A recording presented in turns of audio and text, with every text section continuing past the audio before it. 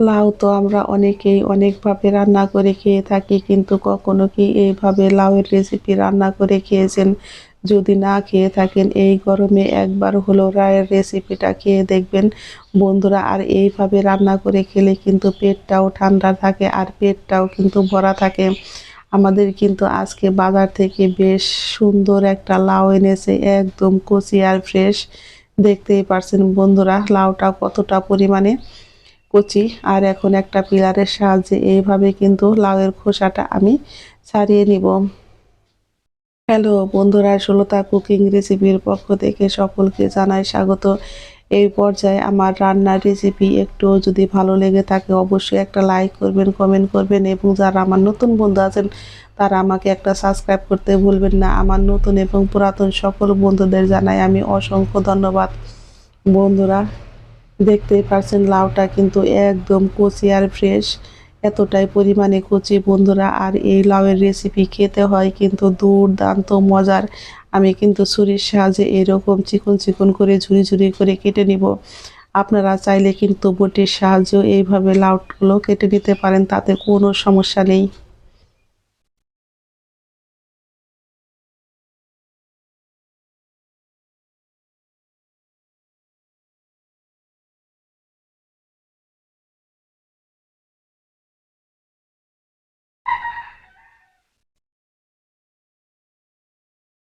আমি কিন্তু এরকম চিকন চিকন করে লাউগুলোকে খুব সুন্দর করে কেটে নেব। এই রেসিপিটা তৈরি করতে কিন্তু খুব বেশি সময় লাগে না, 10 মিনিটেই কিন্তু রান্নাটা হয়ে যায় বন্ধুরা। আজকে কিন্তু আমি অল্প পরিমাণে মুগ ডাল দিয়ে লাউয়ের ঘন্ট রান্না করব। চলে যাব প্রস্তুত প্রণালীতে। আমি একটা মশলা তৈরি করে নিব। এখানে নিয়েছি আমি 2টা শুকনা মরিচ, অল্প পরিমাণে একটু ধনিয়া, মৌরি আর গোটা জিরে। আমি সমস্ত উপকরণ দিয়ে কিন্তু চুলার আঁচটাকে মিডিয়াম টু লোতে রেখে এইভাবে অনবরত ভেজে নামিয়ে নিব। আর এই মশলাটা ধোয়াতে কিন্তু এই নিরামিষ ঘন্টটা খেতে হয় কিন্তু দুর্দান্ত মজার। এখন আমি কড়াইতে দিয়ে দিব একটা তেজপাতা আর দিয়ে দিব 2টা শুকনা মরিচ। এখন দিয়ে দেব আমি খুবই অল্প পরিমাণে একটু সাদা তেল। তেলটা আমার গরম হয়ে গেছে, এখন ফোড়নে দিয়ে দেব আমি অল্প পরিমাণে একটু গোটা জিরে আর দিয়ে দেব খুবই অল্প পরিমাণে একটু সর্ষে।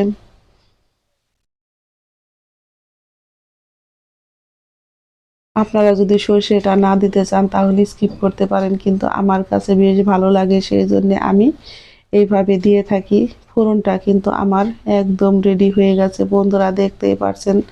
এখন আমি দিয়ে দিব খুবই অল্প পরিমাণে একটু মুগ ডাল।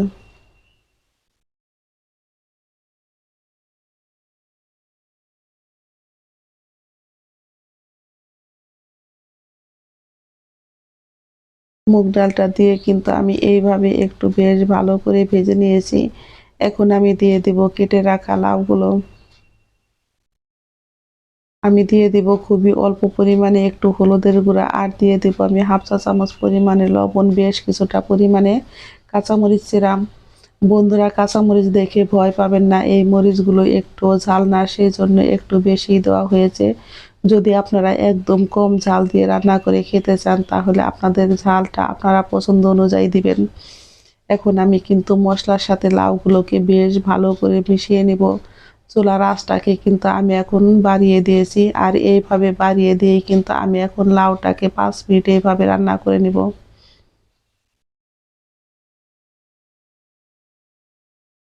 বন্ধুরা, এখন আমি ঢাকনাটা দিয়ে ঢেকে কিন্তু আবারও 5 মিনিট এইভাবে রান্না করে নিব। আর দেখতেই পারছেন আমার লাউটা কিন্তু এখন কমতে শুরু করেছে আর লাউ থেকে কিন্তু জল উঠে এসেছে। আজকে কিন্তু আমি এই লাউ রান্নাতে কোনো জল ব্যবহার করব না। এই লাউয়ের জলেই কিন্তু রান্নাটা হয়ে যাবে আর খেতেও হয় কিন্তু দারুণ মজার। আমি এইভাবে ঢাকনা দিয়ে ঢেকে ঢেকে লাউটাকে খুব সুন্দর করে রান্না করে নিব। আর কিছুক্ষণ পর পরই কিন্তু আমি ঢাকনাটা তুলে এইভাবে আমি নেড়ে দিব।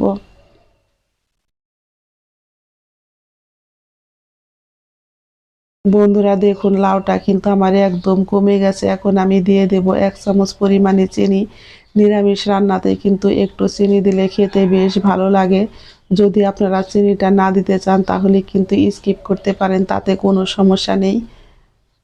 আমি এখন চিনিটা দিয়েও কিন্তু আবারও ৩ থেকে ৪ মিনিট এইভাবে একটু ভেজে নেব।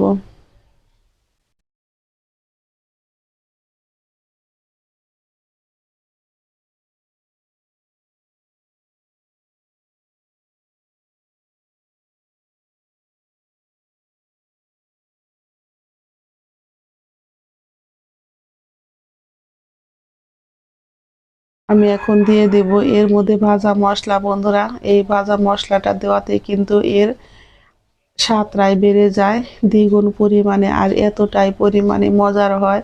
ঝটপট তৈরি হয়ে গেল আমার মুগ ডাল দিয়ে লাউয়ের ঘন্ট।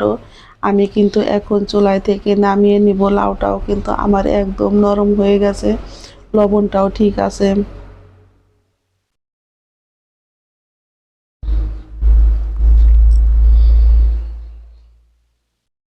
এইভাবে একবার হলো বাড়িতে রান্না করে খেয়ে বন্ধুরা আমাকে কমেন্ট বক্সে জানাবেন।